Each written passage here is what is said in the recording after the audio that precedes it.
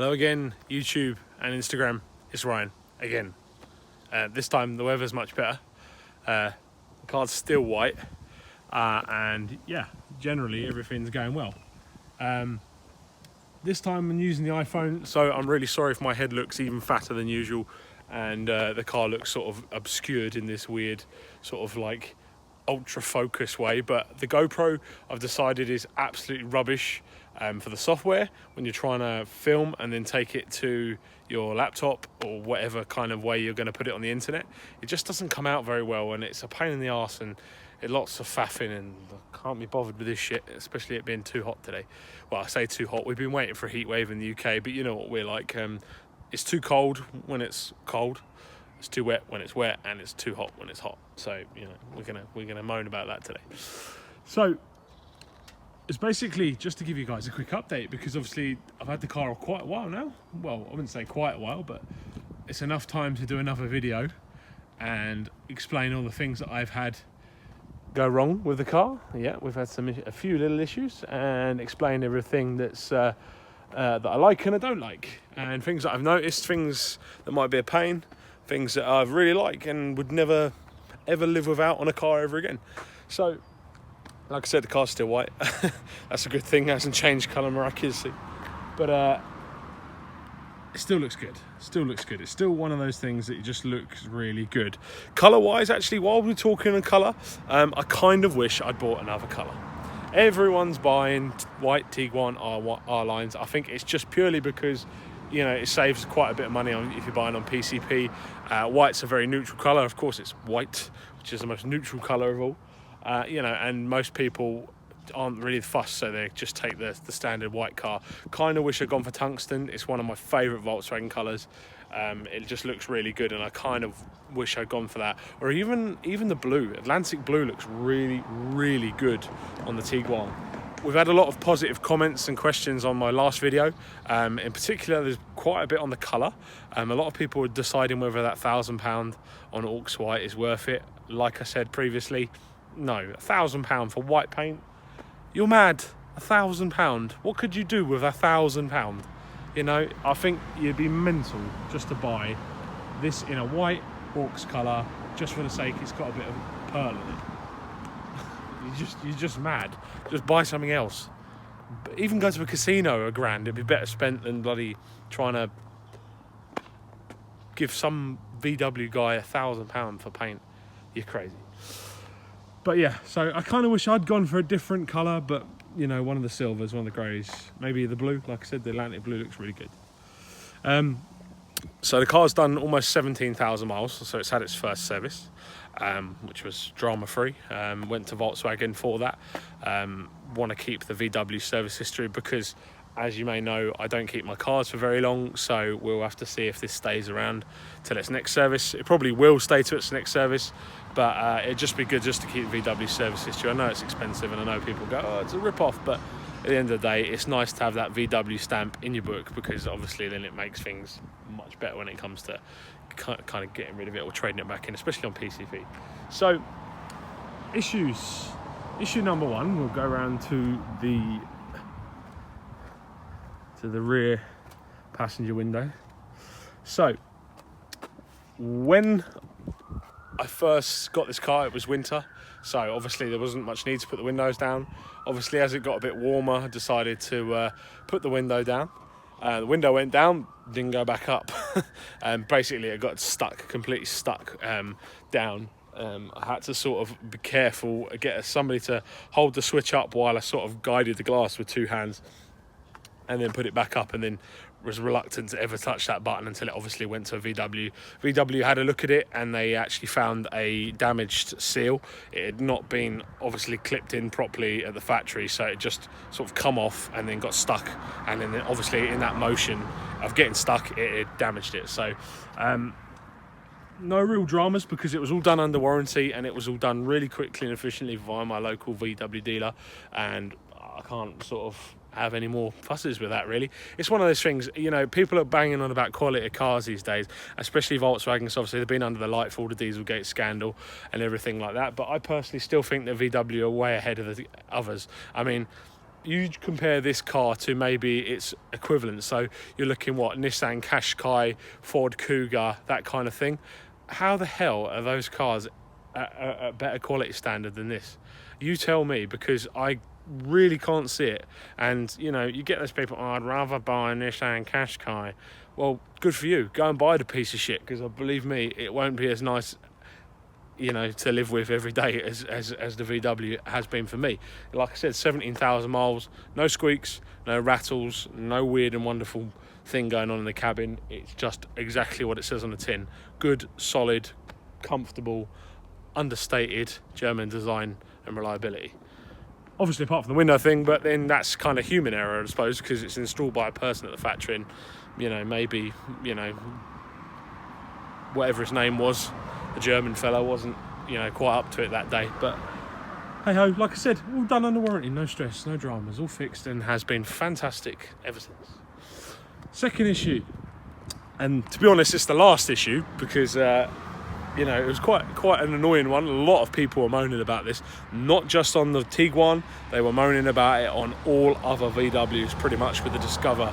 Not the Discover Pro system, but just the regular sat-nav that's fitted into the car, which comes as standard on the R-Line and SEL, and I think some other model, but I'm not too bloody sure. Basically, the sat-nav was freezing.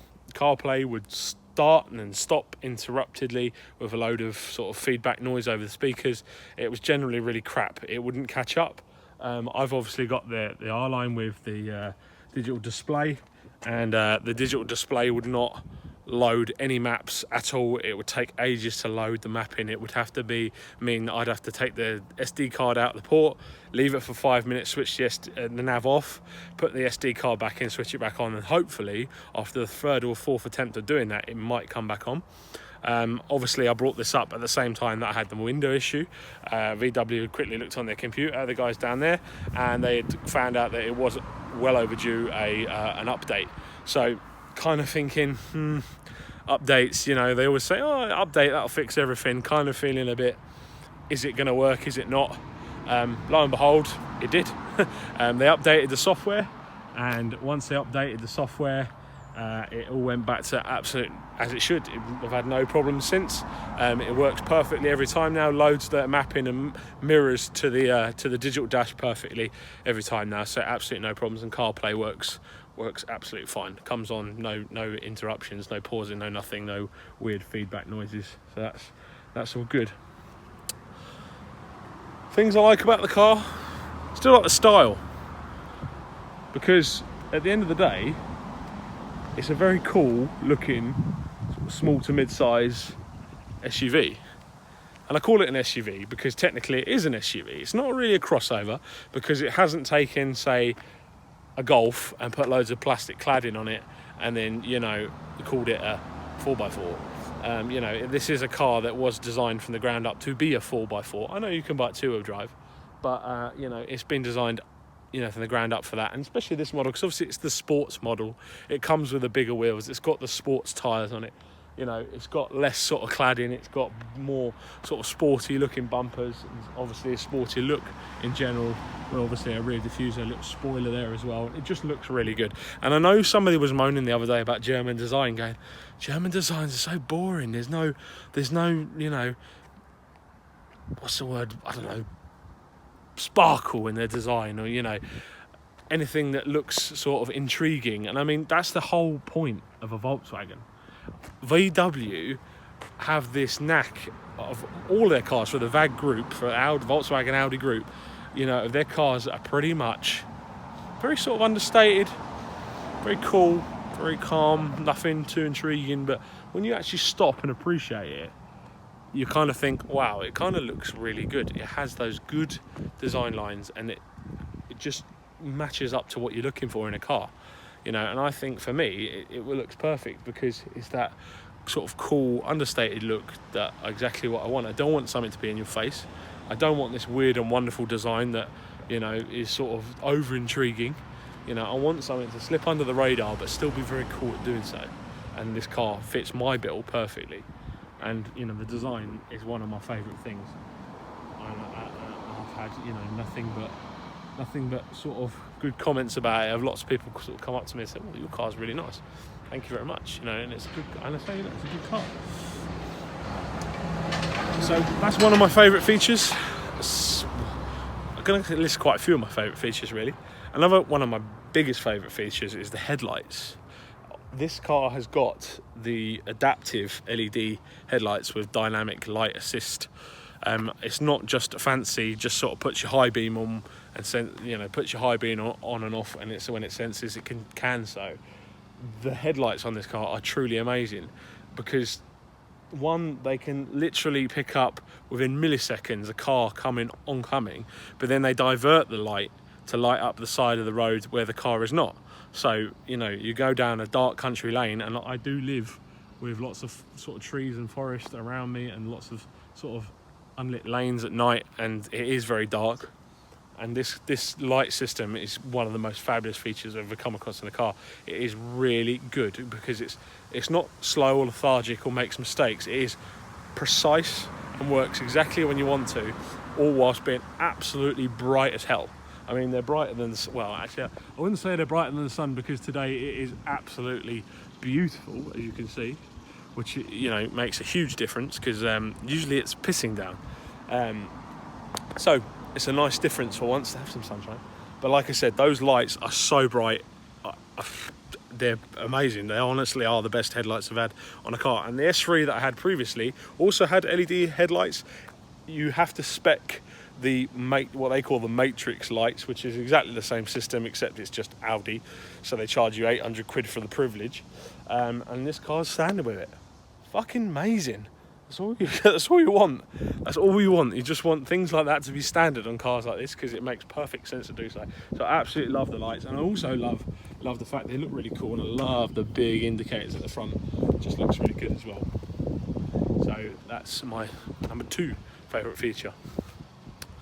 Number 3, I think I love the cockpit. I mean, the cockpit, the steering wheel, all the tactile parts of the car you touch and you play with every day, like the steering wheel, the dashboard, you know, everything's intuitive, everything's the right kind of material where you want it, you know, it's perfect. I know somebody was moaning about sort of the harder plastics on the door, on the lower halves of the doors.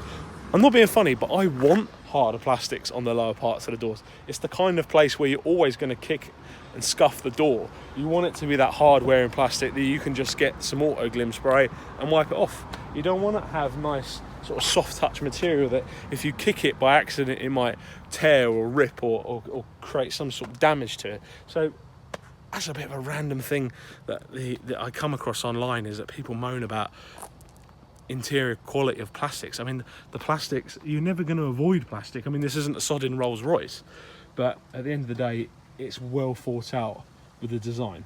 So the right kinds of plastics in the right places. But like I said, the main kind of contact feel is obviously your steering wheel and obviously your doors, and they're just the right kind of plastics and materials. A nice bit of soft touch on the top of the door there. Exactly what you want. Exactly what you're after. So I like the cockpit as well, just because it's a nice place to be and it's been very comfortable for the 17,000 miles that I've done in the car so far. A big question maybe that I don't so like is if we open the boot, because obviously I've got keyless entry and electronic tailgate package, which is obviously an optional extra. The boot. Now I know I've got a bike in the boot today, but generally when the seats are up, the boot space isn't as big as you'd imagine for a car of this type. Its competitors probably do have a substantially bigger size boot. I don't know why that is. It could be just because obviously this car is a 4-wheel drive. That drivetrain system has been obviously lifted up a bit, so it gives a better ground clearance for this car. I'm not so sure, but I think when we go camping, I go camping a lot, got quite a big inflatable tent, and all our stuff, me and my wife, we tend to think, crap, we've kind of run out of space, so the seats are always down. But at least the only plus side is you've got pretty much flat floor, and there's no lip. I know this is a favourite of the old Car Wow and all that kind of reviews, as they love to stroke the boot and say, look, there's no lip. There is no lip. We'll do it once more just for luck. There is no lip. and like I said, the floor is pretty much flat. It's not quite flat, but it's pretty much there, so that's a good thing as well. So yeah, okay, boot space. If you have got a family, you know, might have 1 or 2 kids, you know, if you've got pram, stuff like that, it might not be the best car for you, just purely because that boot space is so compromised. Cabin space is fantastic, don't get me wrong. The interior, the rear seat space, leg room and front seat passenger space is great. There's plenty of headroom, plenty of width as well. It's quite a nice wide boxy interior, which makes perfect sense. Again, it works. But like I said, if you've got kids, if you've got 2 child seats and you're going to put 2 buggies in there, you're going to be really stretched out for space in this car. And that kind of bugs me, because I was thinking, you know, so what do you do if you want a bigger car? You're going to have to go to, if you want this kind of vehicle, like a small SUV, you're not going to have a small to medium SUV anymore, you're going to have a large SUV. And then that got me thinking the other day about price, because this car was about just under £37,000 at the end of, when did I buy it? 2017, end of 2017. So I don't think the prices vary too much for this particular model in my spec. But you know, if you want something bigger, you're going to have to go Touareg. If you want Volkswagen, that's, you know, at least. And I'm not being funny, but I think the base price of a Touareg is about 47 grand. And I think if you spec a mid-sized diesel engine, 2-litre diesel engine, maybe a 190 horsepower version, you know, you're still looking at like 37, 38,000 pound by the time you've got the R-Line, etc. I'm thinking, where do you put £10,000 difference between just size? I mean, if you want real estate, you know, pickup trucks are probably the best value for money really at the moment, because you can get something like a Ford Ranger with a double cab. It's still Euro NCAP 5, so it's still very safe for your family. And yeah, it might be a little bit more agricultural, and yeah, the engines aren't designed really to smash economy all day long, so you know, you're not going to get that great returns in fuel. But when you buy something like that for about 25 to 35,000 pound, depending on what spec you go for, and you get a vehicle that's like twice the size of this, you've got to really think, what do I want in a vehicle? Because for somebody like me who likes to throw the bike in the back, go camping a lot, you know, throw some friends in the back as well, you know, it's not kind of ideal for this kind of vehicle, really, if you think about it. So maybe the next time for me is maybe looking at something like a Toyota Hilux or Ford Ranger, just because of the more, you know, the over practicality of it. But so, you know, getting back to the boot space, it is a big question, you know. Is a lot of people disappointed with their Tiguans that have bought them in terms of boot space? Don't get me wrong, it's not tiny, it's not pokey, it's not like a VW Up or a Polo, really. It's still bigger than that. But for this car, you may want to think twice about boot space. So that's a bit of a negative, you know, in terms of the Tiguan so far that I've noticed is, you know, the boot space just isn't all there. I mean, other features that I possibly don't like, I don't really know. I mean, the ride quality is still really good. We've still got a nice quality ride. I mean, it's riding on 20-inch wheels, and the R-Line, of course, has got sport springs. So you're going to have that marginally stiffer ride over the SEL with standard springs. I know that they've added adaptive dampers now to the list of things that you can have on this vehicle, adding to the long list already. I know that they rave about them on the Golf all the time. They say you don't buy a Golf without the adaptive dampers because it just makes sense. I don't know how they would rate them on this vehicle in particular with the 20-inch wheels. I don't know how that would ride. I know that people are sort of questioning how does it ride. I just don't know. I can't answer that question. But I'd be interesting to see. But the ride, going back to the ride, is perfect. It's still pretty much good. Because what I like is when you do drive this car a little bit maybe faster, is it doesn't sort of wallow around like a big car. It feels pretty tight. Feels basically drives like a Golf. You know, they use the cliche, the Volkswagen group it drives like a Golf. It's like a Golf.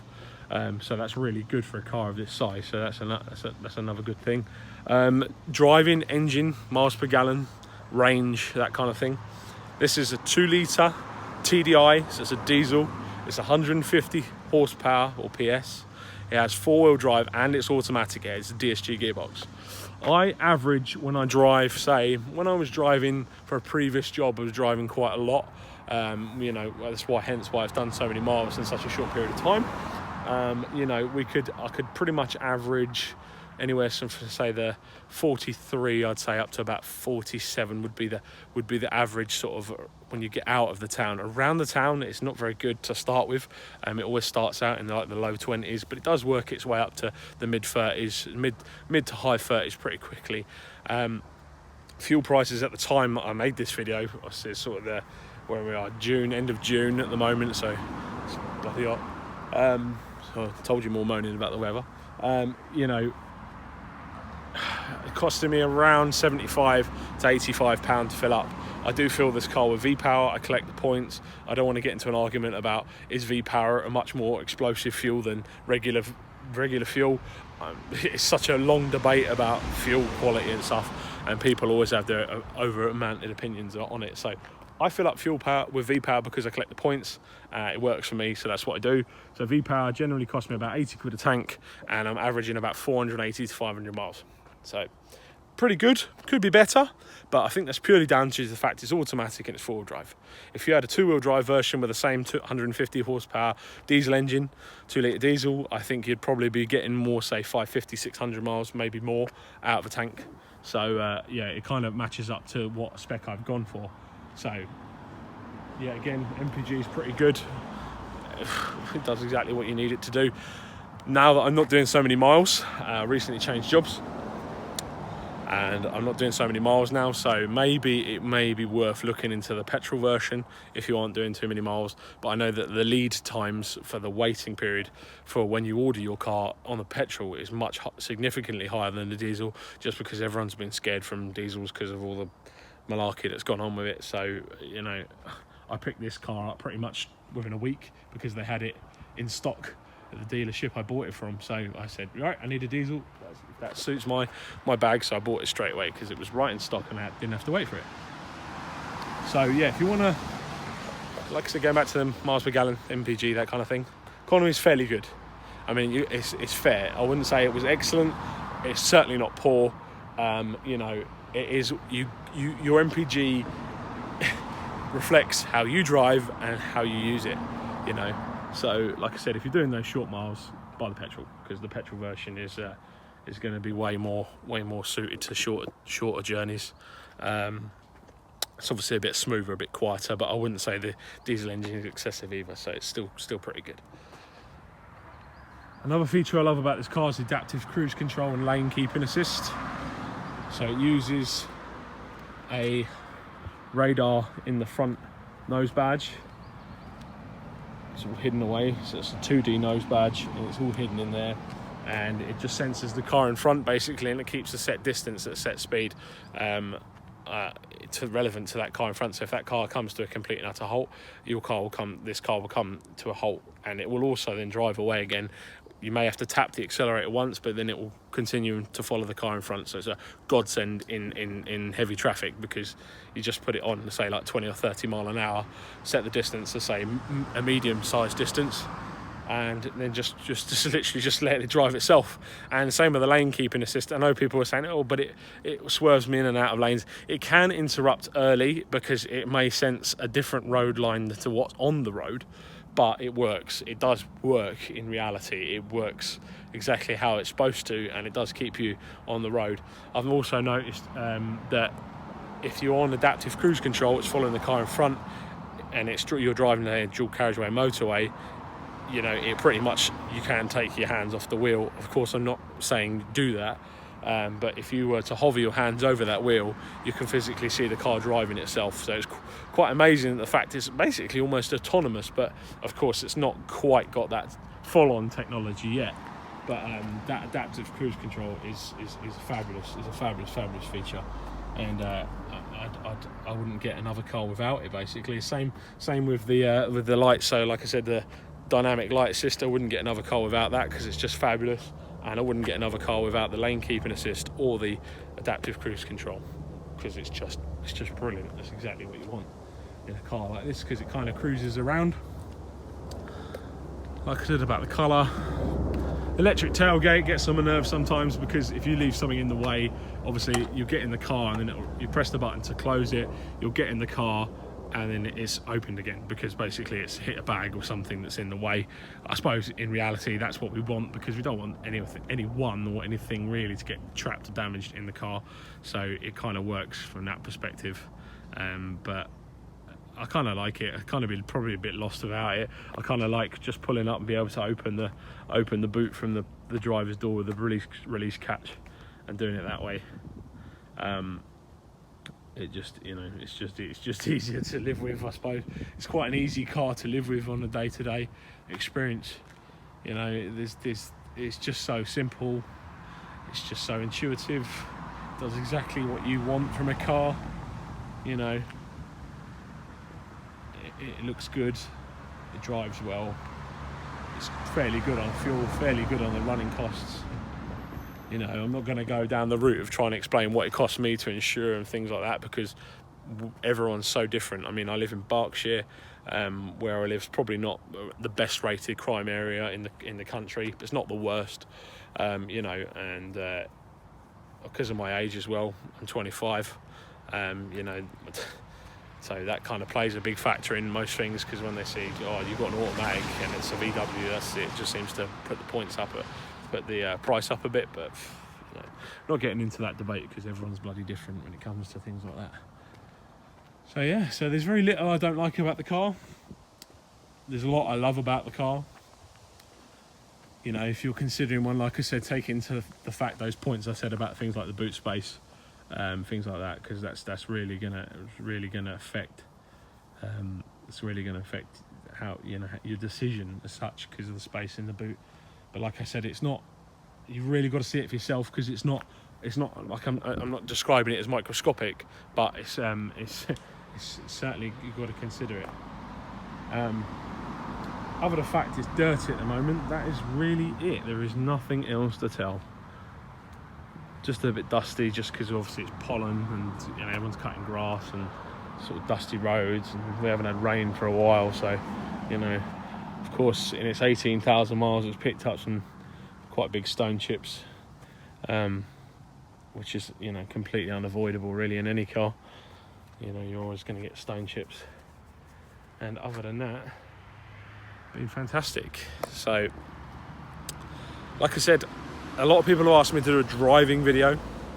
Driving videos are incredibly difficult to do, because one, you really need a cameraman, effectively, because you need somebody to control the what you're looking at as a driver, and obviously as a driver you need to concentrate, so you kind of need somebody else to help you out with the camera. And you know, if I did say mount a few GoPro mounts and use the GoPro's never that good. The audio is crap on it, so it's never going to pick me up quite as well. And from a driving perspective, what am I really going to show you? I mean, I've kind of told you my feedback in regards to driving it. You know, I'm not going to be doing any hot laps in it, that's for sure. Even though it does have launch control, this version, because it is automatic, so it comes fitted with launch control, which is hilarious. But I wouldn't say, because of the engine size, it's not exactly going to blow you away, because it's only 150 horsepower at the end of the day. But yeah, so thanks for watching my update video. Like I said, I'm probably not going to do a driving video. I know a lot of people are asking for it, but there's loads of problems involved with that. I can't be asked. It's too hot again with the weather. You know, and I hope you enjoyed this video. And like I said, give us positive feedback. If you're one of those people that likes negative feedback online, it takes me.